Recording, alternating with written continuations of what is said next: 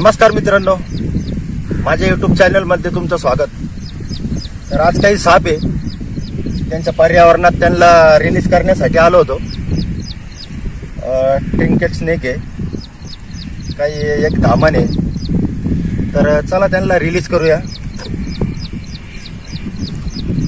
हे इकडे कॅमेरा।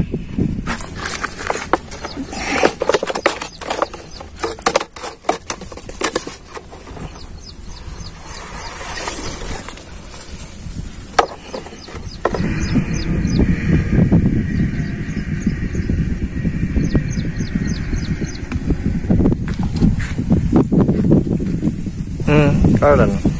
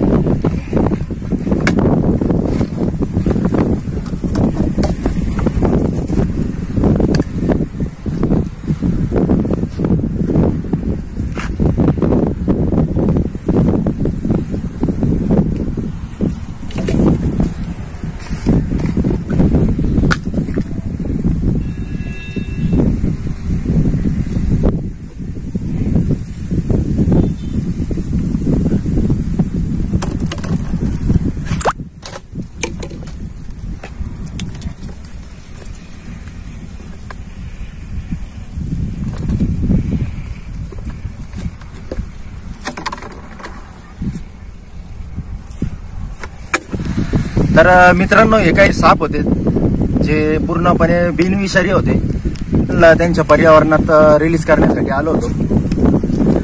तर मित्रांनो, थोडी काळजी घ्या।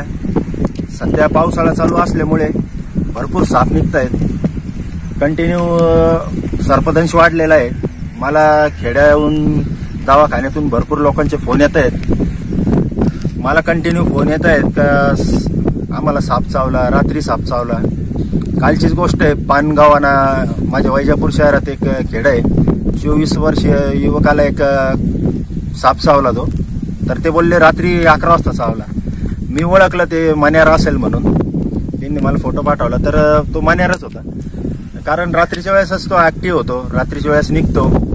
आणि आता सध्या पावसाळ्यामुळे त्याला उष्णतेच्या शोधामध्ये तो माणसाच्या घरात शिरतो, आणि घरात शिरल्याच्या नंतर तो माणसाचं जे हिट असतं ती ऊब त्याला आवडत असते, त्यामुळे तो आपल्या अंथरुणात शिरतो, आपल्या आजूबाजूला बगल्यात किंवा मानीजवळ कुठंतरी येऊन बसतो। आणि येऊन बसल्यावर आपली जर हालचाल झाली तर तो आपल्याला बाईट करतो। आणि ज्यावेळेस तो बाईट करतो तर आपल्याला कळत पण नाही ते बाईट केलेलं, कारण सूज येत नाही, दुखत नाही, रक्त येत नाही।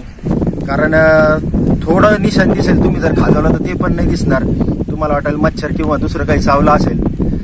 तर सुरुवातीची 3-4 घंट्यानंतर सुरुवात होते, पोटापासून सुरुवात होईल, पोट दुखायला लागल, स्किन टाईट होईल, थोडी नशा केल्यासारखं चेहरा होईल, उलट्या होतील। तर याचं जे प्रमाण असतं विष सोडण्याचं, खूप कमी प्रमाणात विष सोडतो, त्यामुळे याचा असर थोडा लेट जाणवतो आपल्याला। 4-5 तासानंतर याचा असर हळूहळू स्टार्ट होतो।